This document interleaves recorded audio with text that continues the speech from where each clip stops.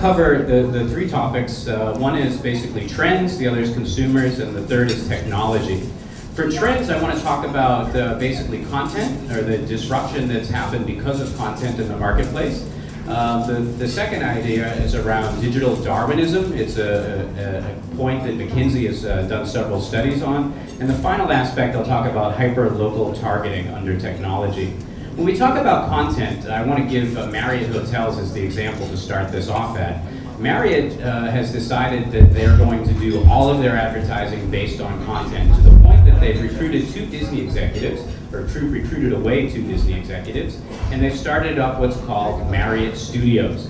So they're actually going to be producing their own films, their own TV shows, music videos, and they're looking to distribute that content across social media, across their own in-hotel entertainment, and also through their loyalty program on their app and through their website.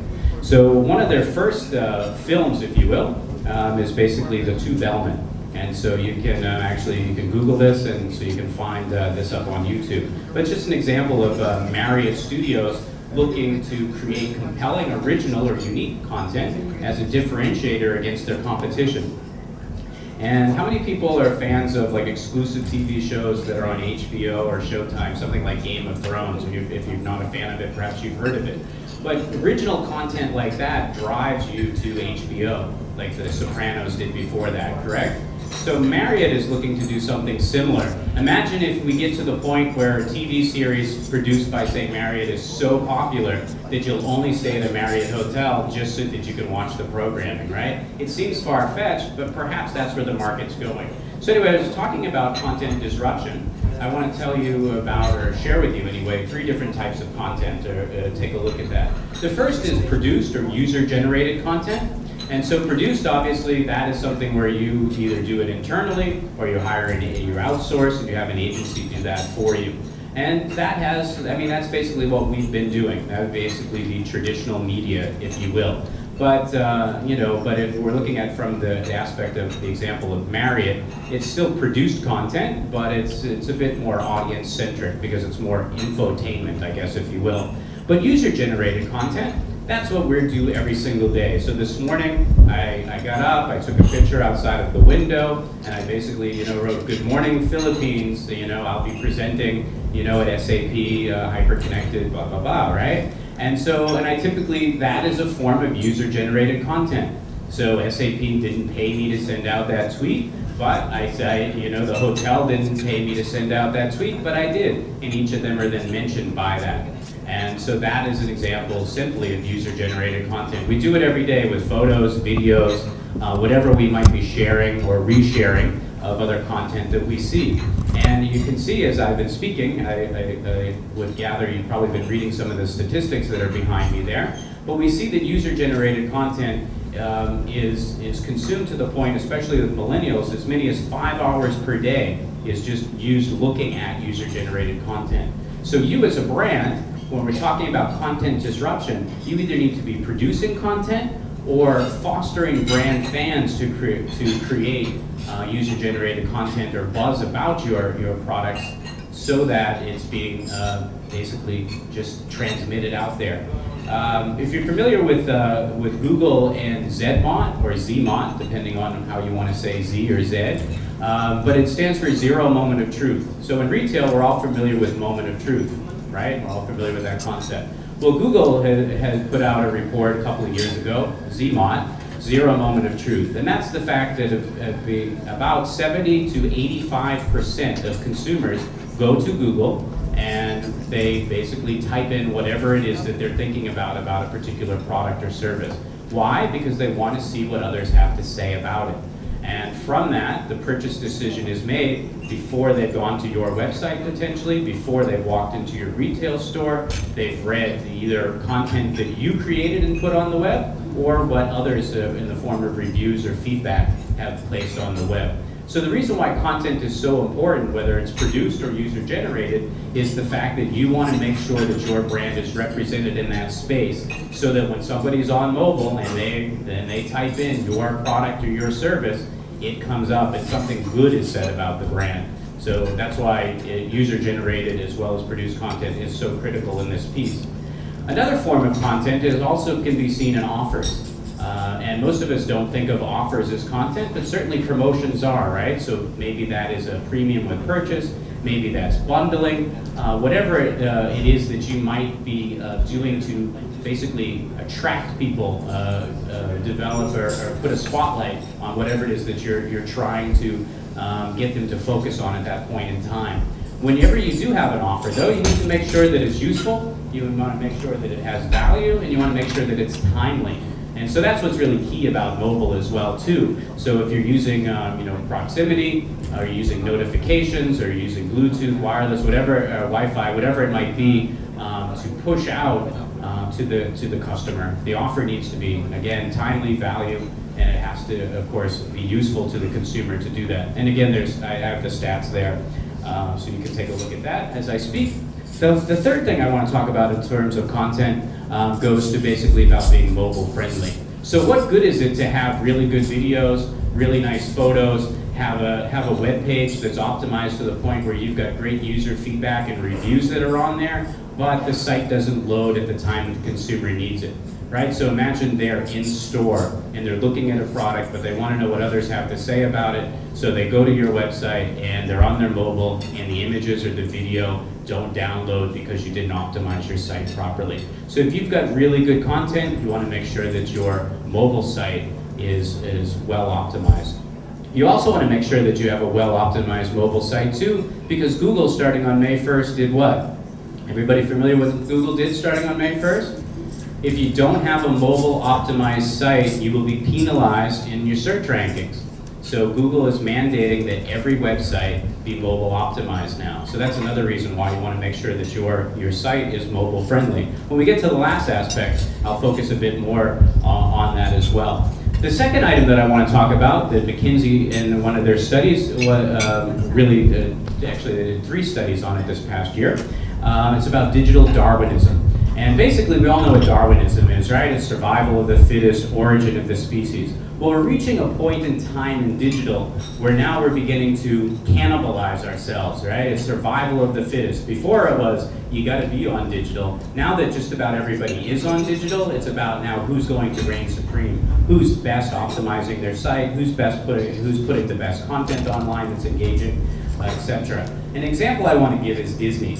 And so particularly Walt Disney World in Orlando, Florida, they've created something called My Disney Experience. Anybody familiar with My Disney Experience? Anybody out there? Some audience engagement here? We'll do some exercise. All right, okay, I got it. All right, so My Disney Experience is where they use RFID technology for a magic band. So what happens is you'll book your vacation, you'll select your type of magic band, and they will mail it out to you, and every guest. And basically this magic band has all of your preferences that you fill out a survey and all of your preferences are loaded onto the band. Your credit card information is there because you can use it it's your room key. You can use it as your credit card to shop. You can also then use it to book in advance all of your rides. So up to 2 years in advance now, you can book your entire trip to Walt Disney World in Florida to the pinpoint of I will go to the Magic Kingdom on Monday, I will go to Epcot Center on Tuesday. On Monday, I will ride on Big Thunder Mountain at exactly 2:05 p.m. and at 3:30 p.m. I will have lunch at this particular restaurant, and actually I will order this particular item. And when I leave the park that day, I want to get an Anna and Elsa plush toy so that I can bring them back to play with before I tuck in bed that night. So that's how scripted it can be 2 years in advance. But think about from the business perspective, right? From an operations management, from a supply chain, resource planning. So that it's just a wealth of being able to really understand the customer before the customer even steps foot onto your property. It's also great for future marketing campaigns as well too. So this is really, Disney invested $1 billion in this technology. It was in 1 year of beta and it's now been in its first year of operation. So I'm really curious to see future studies that'll talk about this because this is obviously the way that all businesses can go moving forward with really being able to engage with their customer. So I encourage you to take a look and research about that. All right, I want to talk to you about the 3 aspects of segmentation quickly that basically McKinsey discussed. And the first is experimenters. So if you're segmenting our audience, when we're talking about digital, we have what are called experimenters. Experimenters are on both ends of the spectrum. They could be basically people that are more traditional, who are just first getting their feet wet into digital, their first time doing online shopping. And yes, there are still people who have never shopped online. I know it's hard to believe, but there are people who have never done it. They still feel that it's not safe to put their credit card online, and they haven't been there yet. So, but if they do, they're experimenting. Then we have the other end of the spectrum. It's the generation that grew up with a smartphone and with an iPad in their hand, let's say, from birth. They don't even know what a real magazine or a book is. They think it's an iPad. They don't know how to swipe the page of a book, but they know how to swipe the page on a mobile device, right? So then once they have a PayPal account, once they are given access to a credit card and can run up in-app purchases while gaming, so they're an experimenter as well too. And of course they're going to jump very quickly into the next category, which are called informed and engaged. Most of us are in this category. So we're informed, we're engaged, we're using mobile, we're still doing traditional as well too, and it's working for us. The problem is though, the more and more we do it, the more and more we begin to expect from brands, right? How many of us are getting quite spoiled by the process now? I know I get quite spoiled. Last year, so Apple rolled out with Apple Pay and with their iBeacons, they rolled out the technology in all of their US Apple stores, where the technology is so good that you could walk into the store. If you were to pick up, so if I had an iPhone 6 in my pocket, let's say, and I walked over and I picked up an iPhone 6 Plus, I would receive a push notification telling me, oh, if you were to trade in your iPhone 6 today, you could walk out of the store with the iPhone 6 Plus for this amount of money. Or, would you like to get a case for your iPhone 6 Plus today if I had walked over to the accessories section? And so that technology is brilliant. But anyway, I walked into the flagship store in Boston last year, and the beacons didn't work. So I went and I asked, being the tech nerd that I am, I went and I asked the store manager, hey, I've got all my notifications set, I've got the shopping cart set, why isn't it working? And so the manager said, oh, nobody's used it, so we turned the beacons off. And so I went, oh, okay, all right, great. So, but anyway, so then he's like, just give me a few minutes, I'll boot them all up and you can test it out all you want. So, but anyway, so it was a fantastic experience, but, a lot of consumers are still in this phase. They're informed, they're engaged, but not all of us are. But as we become more and more engaged, we move into the next category, which are fully digital. And I would probably put myself in the category as I'm a fully digital consumer now. And that means that I'm a pain in the you-know-what. That means that I'm the guy that walks into the Apple store and wants to know why the beacons aren't working. And so as more and more consumers become fully digital, what do brands have to do? Brands have to be very careful now to make sure that they're offering a very unique, seamless experience because their customers are going to demand it.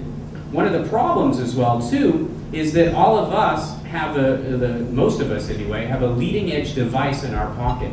And we're, the refresh cycle 6 or 12 months, we're on the cusp of technology all the time. It's very difficult for enterprise to be on the cusp of technology.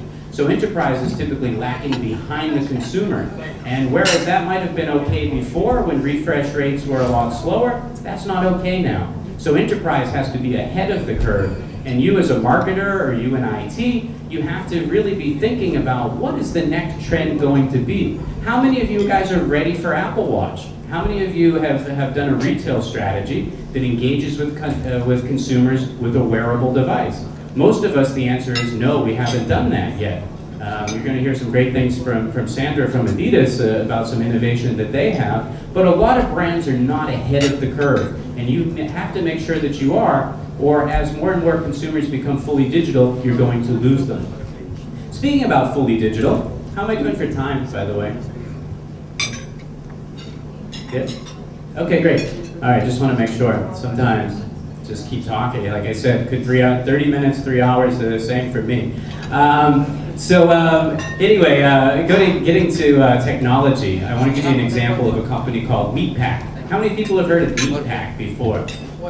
How many people shop at Meatpack? None of us, because it's in Guatemala. But in Guatemala, Meatpack is a multi-brand store. They sell a lot of sporting good items as well. And what they did is they came up with this really cool app called Hijack.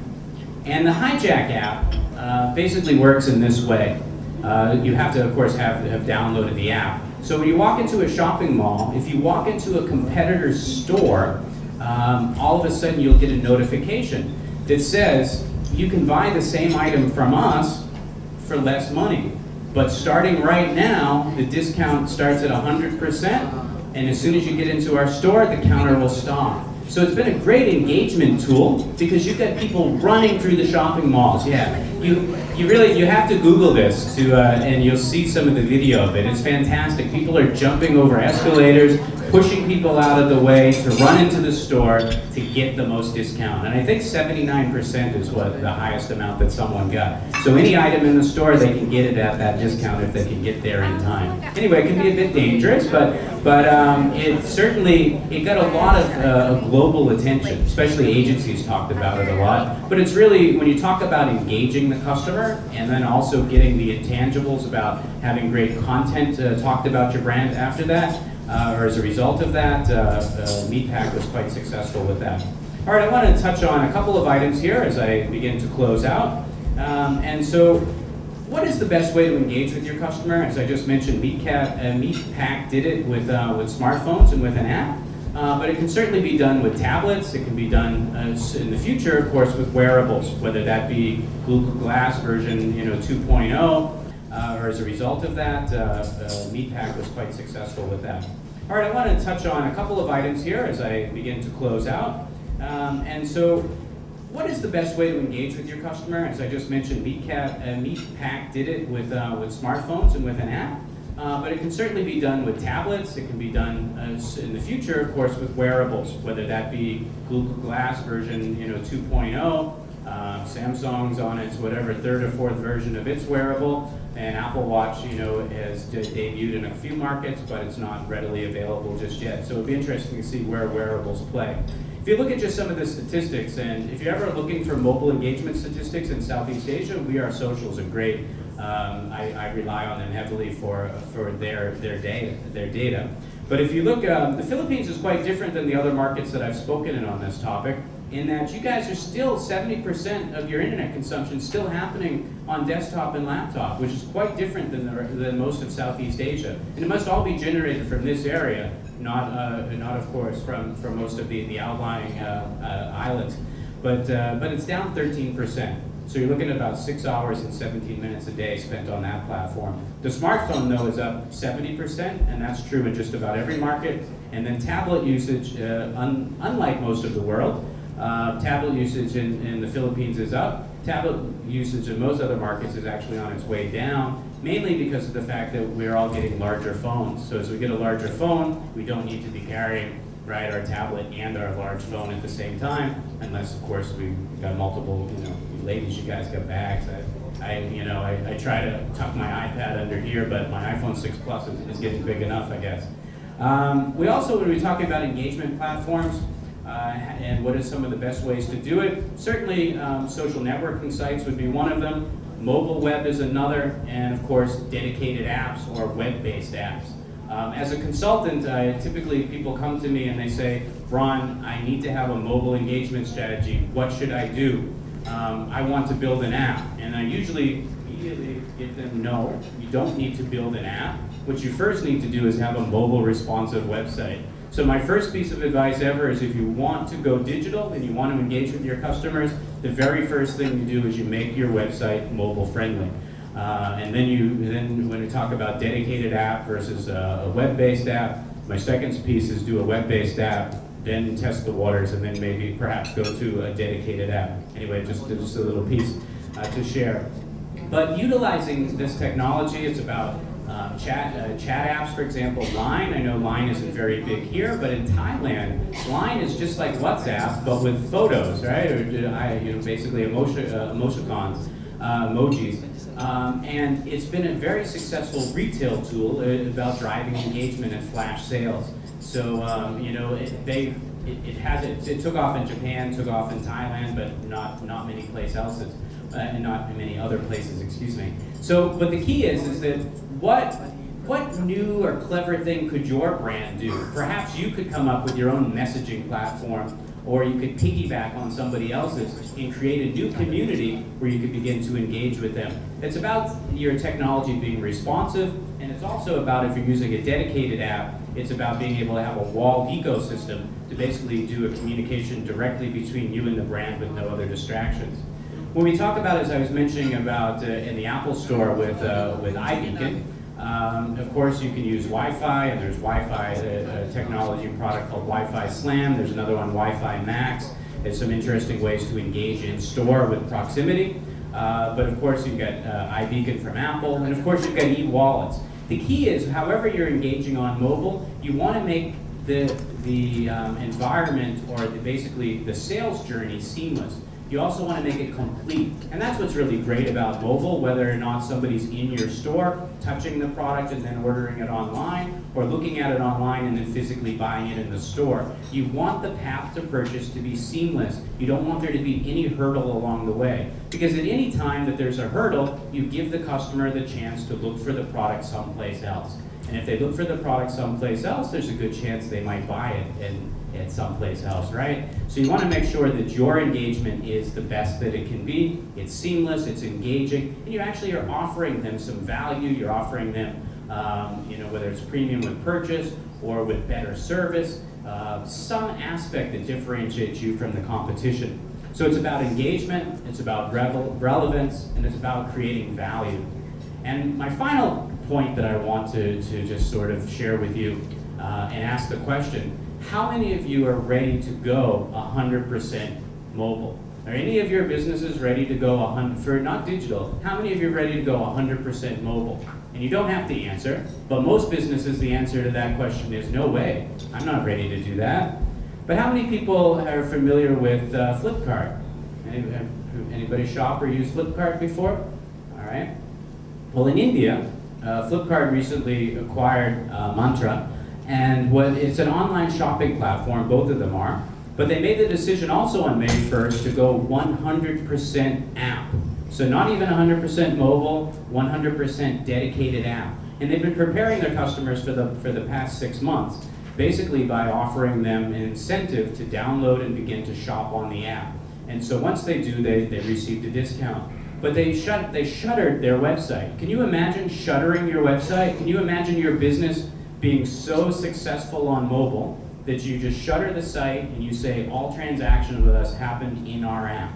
It's not conceivable right now for most people's businesses, but it was conceivable for this brand in India. And why was that? Because 80% of the traffic was done on their mobile app already, and 60% of their sales were done at the time. And now they felt that that was good enough that they're going to go for a full 100%. And why? Because they found that, and so Boston Consulting Group did a study on this, and they basically found that in India, both urban consumers as well as rural consumers were actually shopping for the same items, but due to the limited connectivity to the web, they needed to make sure the connection had to be stable, and basically the experience needed to be seamless. And the only way for them to truly do this was to do it with their dedicated app.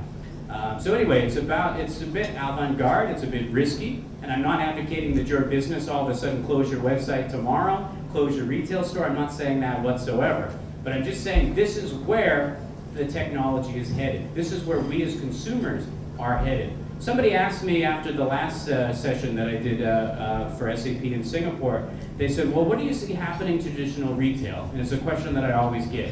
Is traditional retail going to die? And the answer is that, I don't know, but I've got to say that the answer to that is no. And that is because at the end of the day, we're social. And even though we've done a lot of our socializing on social media, we still like to go to stores. We still like to congregate together.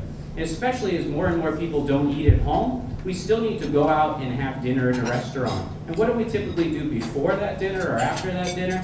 We'll browse through the shopping mall. So it's really about creating on and offline strategies, right, that truly engage with the customer to keep them coming to our stores, whether it's digital or it's physical, so virtual or physical brick and mortar location, and about making that transaction, that path to purchase seamless.